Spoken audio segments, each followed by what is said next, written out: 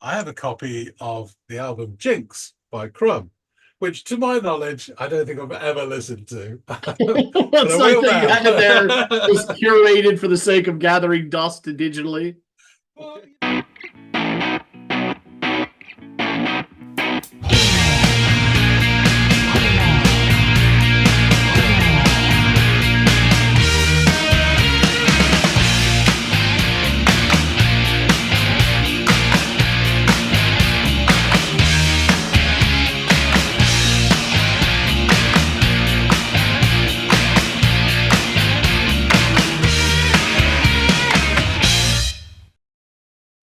hey, everybody, and welcome to another episode of the Audiophiles. My name's John. His name, indeed, is Andy. Mm-hmm. My friends feel it's their appointed duty. They keep trying to tell me, all you want to do is use me.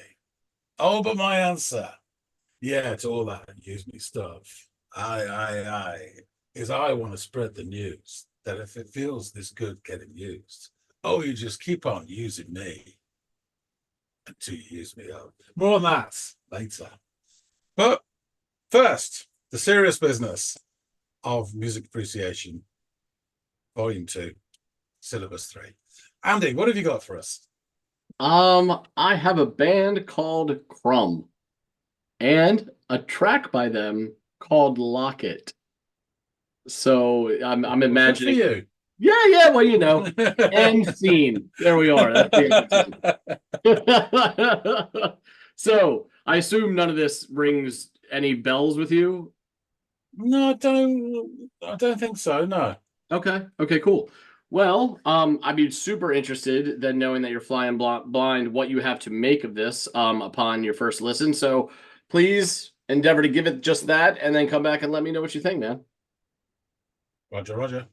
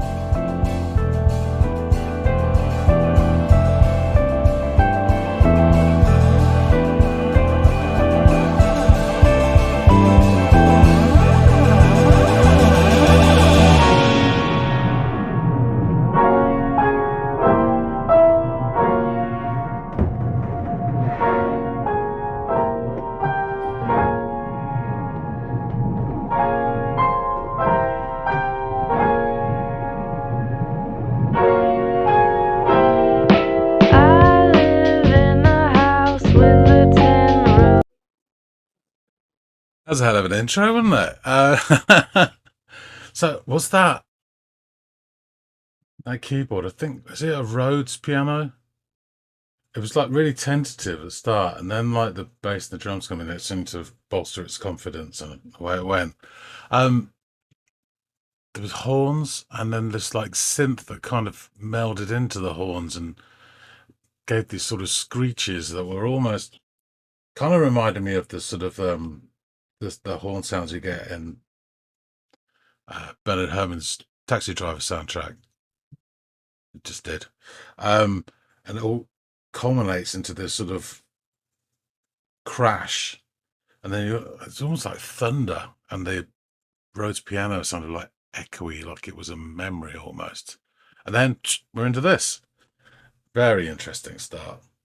Let's just go back a wee bit. I think it's start proper. I live in a house with a tin roof, and every time it rains, I can feel my brain is moving back and forth, upside down, east, west, feeling and remembering everything you do.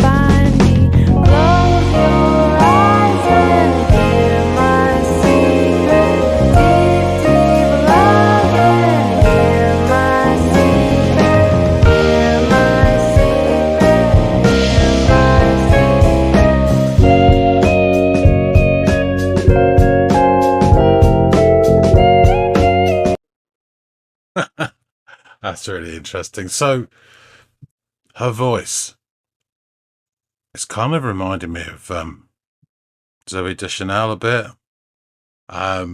It's got that sort of coolness to it, a bit sort of understated, which is quite sort of 60s European pop voice, if you know what I mean. Yeah. You still got the piano keys, and then this electric guitar comes in, and the tones are really similar. It's like they're siblings. Um, yeah, really interesting. And then it sort of went to that sort of slow tempo bit, and then the melody from the keys of the piano was matching the vocal melodies, which is kind of a technique, and it's kind of like a breath, a respite. And then it's come back into the next verse, and there's these reverb sonic echoes, like someone shaking a massive sheet of like, I was gonna say plexiglass, but you know what I mean. It's got like, wow. Yeah, really interesting. It feels like it's a bit sort of like jazzy almost in its foundation, and it's got other stuff they're peppering on the top. It's very interesting. Sometimes I can hear the treble below me pounding through the floor. My body's so restless, it lives in the basement below. Song boxes makes me feel so strange and so thoughtless. So maybe someday this roof will cave in. You'll find me on the floor looking at the stars. These walls are made of brick plated in gold, but I'm still here, growing so old. Close your eyes and hear my secret, deep, deep love, and hear my secret, hear my secret, hear my secret. Close your eyes and hear my secret, deep, deep love, and hear my secret. Nice. Hear my secret, hear my secret.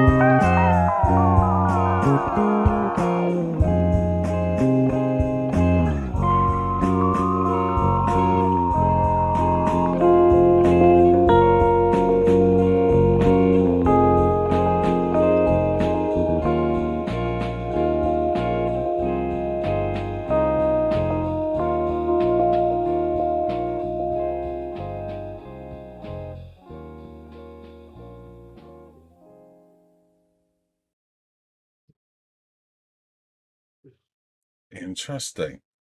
Yeah, some interesting choices there. I mean, there's like second half was this kind of modern psychedelic kind of trip, but it was very subdued and genteel. Some interesting sonic textures there. I'm guessing some of that was synth and some of that was guitar. It just put me in mind of sort of, it was like bird-like, those noises. Sometimes it's flittering, sometimes it was just riding the thermals. But it kind of opened out like a sense of freedom, but it was so subdued. It was like, it wasn't joyous. It was more like, okay, there's a big world out there. I'm not quite so sure. That sort of feeling, I guess. Yeah, really interesting. That sort of bridgy bit, I don't know what you call it, where she's going, close my eyes. That kind of didn't work for me, or I didn't like it as much as the rest of the song. It kind of interrupted the flow, and I guess that's what I wanted to do, but yeah, I didn't like that as much as the rest of it. There's some really interesting stuff on there. If that was a Rhodes piano, it sounded gorgeous. I liked her very sort of cool voice. Yeah, it was nice. And understated. And a bit bohemian, I think. Yeah. I think this is one of those songs that you get a lot out of it each time you listen to it. And it's not a sort of song that I would fall in love with immediately, but could easily be a really firm favourite in sort of 3 or 4 weeks' time. A lot of questions. Let's go back to Andy and get some answers. God damn it. All right. So you've returned. What'd you make of this one, pal? Okay. Firstly, an admission. After listening to this song, I had a nagging doubt, so I checked the vault. And sure enough, I have a copy of the album Jinx by Crumb, which, to my knowledge, I don't think I've ever listened to. It's like that you had it there, just curated for the sake of gathering dust digitally. Well, it's like I said with Wanda, I must have had that for 3 or 4 years before I ever listened to it, easy, probably more. But anyway, so yeah, there you go. So at some point, very briefly, I have heard of Crumb and then forgotten. So yeah, this one starts off. This really, really interesting intro, which I should dwell on for a minute or so. So it starts off with this quite pensive keyboard.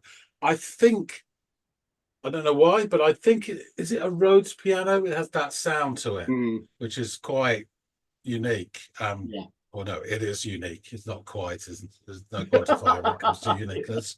Now, people say it's very unique. No, it is unique. Yeah. It's like it's very dead. Fuck off. Or very off or very on. It's binary. So it starts with this Rhodes piano. Very simple phrase and quite, I say, tentative almost.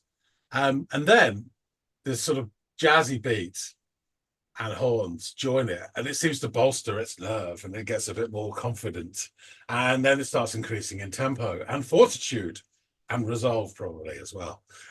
This synth line, really interesting, comes in almost like a vector, and it merges with the horns, and it creates these like sounds that really put me in mind of Bernard Herrmann's soundtrack to Taxi Driver. You get those blasts of like off-kilter sort of horns, which is wonderful. And I had like 5 seconds of thinking about that soundtrack now, which I love it. And then back to the real world. The bass adds to the increasing pulse and perhaps anxiety of the intro as well, which kind of funnels into a breaking of the clouds.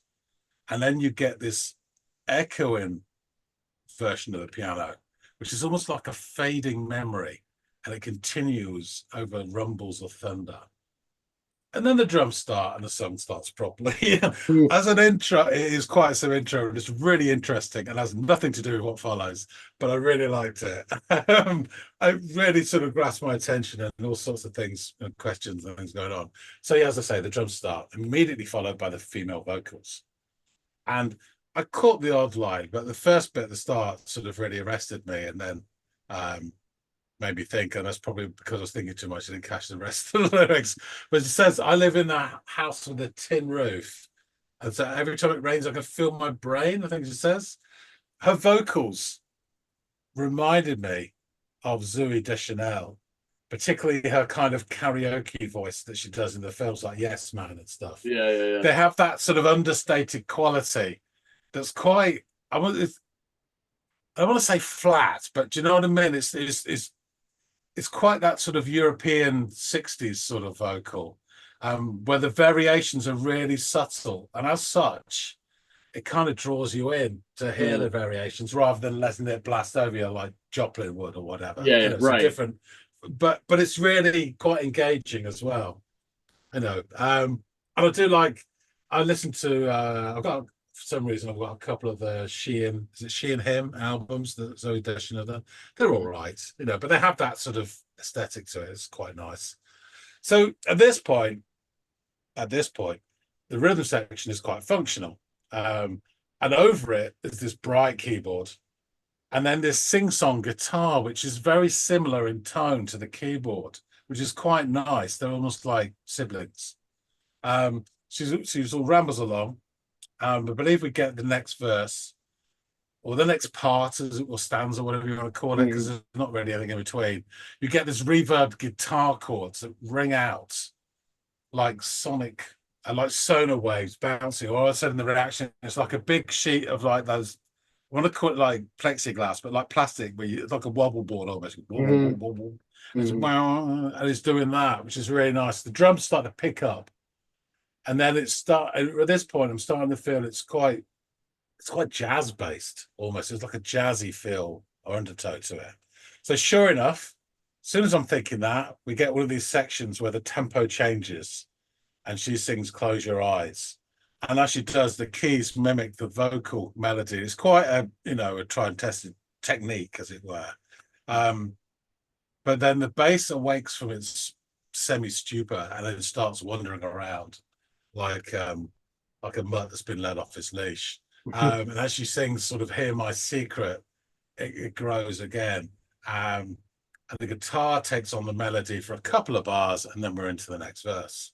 And it's a similar pattern throughout this as well. But this time, the sonar guitar blip returns, and it brings with it a sort of fuzzy cousin with this distorted goodness, which is quite unexpected. And I don't know whether it's an affected instrument or if it's a synthetic, something out of a keyboard. I'm not quite sure, but it's a really nice sound. But it's pretty brief because we get it for that bit and that bit alone. And then we go back into the Close Your Eyes section, which has this dreamy quality. And it's a common technique, but for me, it kind of breaks up the flow of the track. And I'm sure that's what they meant it to do. But I don't enjoy that as much as the other parts of the song. That's my only real gripe, is the bit where it stops and then it goes on again. But when it does go on again, I really enjoy the second bit. So the Close My Eyes bit's a bit. When it goes, Hear My Secret, it starts building. I like that. So anyway, the Hear My Secret bit builds. More bass tomfoolery, which is really nice. And then we enter into this sort of milky jam, which takes us to the end. Now, this is the second half of the song almost, and it's really interesting.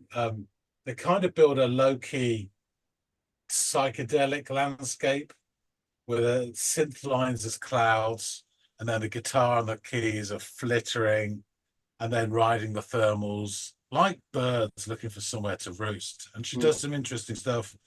I know she's like hitting above the nut or what she's doing, but she does plinks that are really quite interesting. Yeah, it's really sort of these interesting sonics that take you off into the ether and then it all fades away. So yeah, I found this really fascinating, and they create some nice sonic textures. The first half I felt was more sort of internal or insular, and then it kind of opened out. But it opened out in a way but all of it sounded like someone who's lost in their own thoughts. And so even the second part, which was like this expanse of freedom, it was still tentative, as if someone was unsure what to do with this freedom. And I likened it in the reaction. It's like you let a bird out of its cage and it just goes and sits in the nearest branch in a tree in the garden, doesn't fly off. And it's kind of that feeling I got from it. I found this really, really interesting, and I don't think I liked it. Don't get me wrong, I liked it a lot, But it's one of those songs which I think rewards you as you listen to it again and again. I think I will really like this in about 4 weeks' time when I listen to it many, many more times. Yeah. I think it just opens up a bit more each time. It's not an immediate. It's not a big brassy blonde at the front of the class. It's the weirdo kid at the back who's interesting. Yeah. You get to know slowly. That's what it is.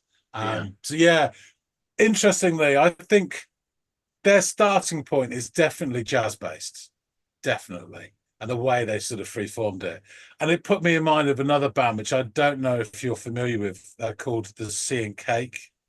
No. Because I was thinking of giving you some stuff from them. Which is the most easiest? Yeah, these guys, Sea and Cake. Okay. If you imagine Pavement, but starting from a point of view of jazz rather than the Fall, Mhm. and continuing in that vein as well. So, yeah, really interesting. And these guys, oh, slightly different. Oh, fuck, I lost where that goes now. Put it on there. These guys, don't sound the same as them, but they have that same starting point. So it's a different starting point to most bands, Yeah. which makes it more intriguing, I think. And then there's sort of, it's kind of psychedelic in a way, but kind of like Wanders. It isn't really psychedelic. It's a more modern version of it. It's not Yeah. all hippie shit or whatever. It's sort of mental ponderings, which may be due to any sort of form of illness or brain damage. I don't know, but really interesting. Really interesting. Yeah, I did like this a lot. Awesome, man. Awesome, man. I'm glad you liked it. It had, I assumed you might, and that's why I brought it to the table. Also, I just love the atmosphere and the soundscape that's created throughout the song. It's just psychedelic, like you said, not in the sense that it is the hippie shit that you think of when you think of, like Jefferson Airplane or some shit like that. But there's still, like, I think it allows the mind to go places and to wander and to be fluid. And in that way, if that is the new definition or the definition of new psychedelia, then I think yeah. Because it does have that, it had that effect on me the first time I heard this song. And I'm glad you picked up on that as well. So Crumb, they are an American psychedelic indie rock band, and the group is a collaboration of Brooklyn-based musicians, Leela Romani on guitar and vocals, Jesse Broder on bass and vocals, Bree Aronow on synthesizers, keyboards, and saxophone, and Jonathan Gillard on drums. They all met while attending Tufts University. In 2016, when they developed and recorded a collection of songs Romani had started writing in high school and college,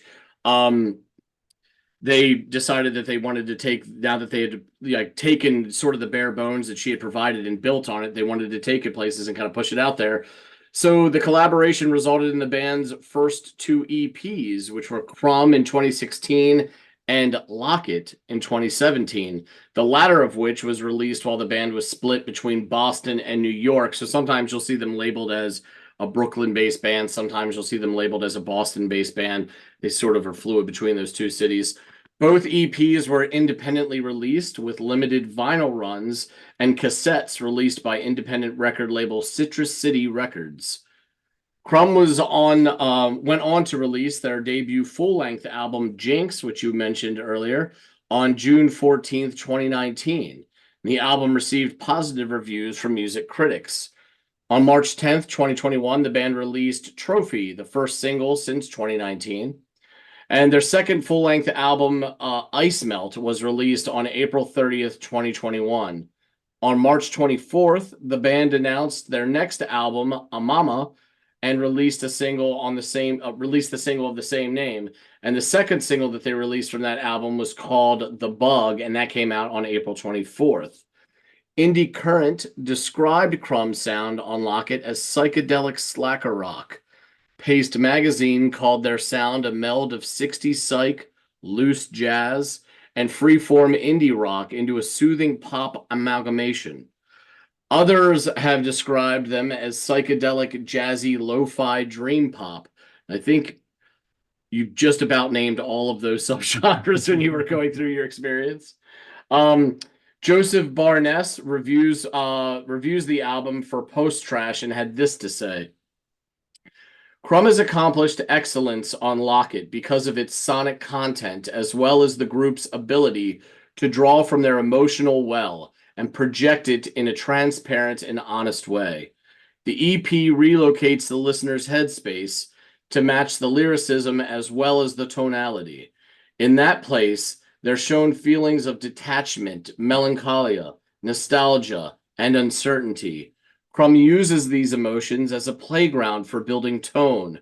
Whether the success of this is a product of Romany's honest songwriting, the band's synergy, or some union of the two, Locket delivers something experimental but also down to earth. Reviewing the EP Locket for Sputnik Music, Naomi Lores opines, the sound is so ethereal, so dreamy. It's giving the listeners a sense of unreality. It's as if you heard these songs while dreaming in a deep sleep, and you try to remember them after you've woken up. I think that's an interesting way of putting it, that trying to cling to whatever it was that you were just experiencing. So verse 1, I live in a house with a tin roof, and every time it rains, I can feel my brain. It's moving back and forth, upside down, east to west, feeling and remembering everything you do. I was up last night, tossing and turning, couldn't get to sleep, and I slept through the morning. Need to clear my head and get out of the city. All alone in the jungle, you'll find me. Close your eyes and hear my secret. Deep, deep loving, hear my secret. Hear my secret, hear my secret. Sometimes I can hear the tremble below me, pounding through the floor, my body so restless. It lives in the basement below some boxes, makes me feel so strange and so thoughtless. So maybe someday this roof will cave in. You'll find me on the floor looking at the stars. These walls are made of brick, plated in gold, but I'm still here growing so old. Close your eyes and hear my secret, deep, deep loving, hear my secret. Hear my secret, hear my secret. Close your eyes and hear my secret. Deep, deep loving, hear my secret. Hear my secret, hear my secret. So, circling back to Laura's review of the EP, she had this to say about the track. That slow keyboard line on Locket rocks back and forth until it speeds up, the tempo coming closer and faster until it crashes against the distortion as waves crash against a large rock. But it doesn't break on the rocks. It lingers, and in come the drums as you sink into the world's metaphor. You are within the Locket, a memory of someone far away, or maybe even far gone. Your world is shaped and molded by the movement of your wearer. You awaken in the night when you are lonely and sleep until you are missed. And always you feel the heart beating with the weight of the memory. It is a deeply sentimental anthem to the lonely, listless, and heartbroken parts that live within each of us. Because we all miss something, a person, a place, a time. To remember always the beating in our hearts and the closeness of that something in our memory is the stuff of immortality. So I think it's almost from the vantage point of the thing that's within the Locket, living within the tin roof, opened up Right. to the stars above as a Locket would lay face down, looking upward, the image inside or what have you. It's really interesting and well written from that odd, different perspective, but it's written about a subject that songs have been covering forever, right? This feeling of loss or nostalgia or missing someone, something, or sometime, as Lores writes in her synopsis. Really beautiful song. It's one of those that makes you think, kind of ponderous, and like you said, because it's all those things, it's one of those that definitely requires repeat listening to go Right. back and then you become more, you appreciate it more and more the more you listen to it, which was my Sure. experience listening to it as well. So, yeah, really pretty song, really interesting sound that these guys have that isn't super common, I don't think. And it does do a really good job of blending all those earlier mentioned subgenres of like lo-fi, but also this new definition of psychedelia. There is some dreamy pop quality aspects to this, all kind of residing underneath the umbrella of indie rock. So yeah, I'm glad you enjoyed this one, man. Hopefully this will be impetus for you to go off and maybe check out what Jinx has in store for you now that you've already got it waiting for you there. But yeah, I really do hope you give that a listen and you grow more of an affinity for these guys. They're really good stuff. So thanks for giving this a listen, John. I appreciate you, man. Yeah, my pleasure. My pleasure. Awesome. Guys out there in the listening audience, please let us know what you thought of this track, Crumb, or no, of this track, pardon me, Locket by Crumb. And if it reminded you of anything, if it ticks some of the boxes that John and I were talking about as far as subgenres go or what have you, please let us know any of your thoughts down in the comments field below. We love interacting with you guys, seeing you all interact with one another. If you would, please like, share, and or subscribe. Any one or any coupling or all of those three items will be really great in helping us boost our stats here on the channel and get this channel out to other people and bring more people into it. So thank you so much for that. And hopefully John and I will catch all y'all and some more on the next episode of the Audiophiles. We'll see you later, guys.